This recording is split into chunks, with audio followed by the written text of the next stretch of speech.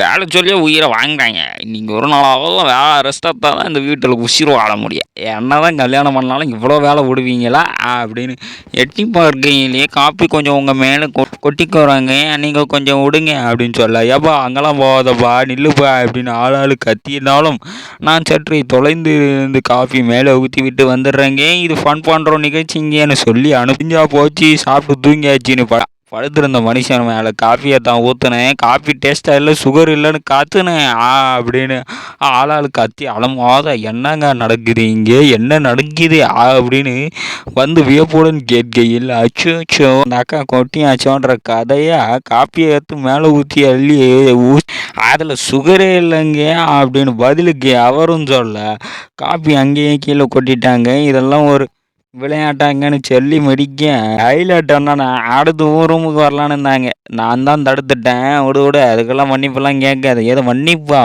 இருந்தாலும் கண்டிப்பாக இருந்தாலும் என் மேலே காப்பி ஊற்றினாலும் கரெக்டாக சொல்லிவிடுவேன். நானும் சொல்லலாம் சுகர் எக்ஸ்பர்ட்டுமே அப்படின்னு சொல்ல, எது சுகரா?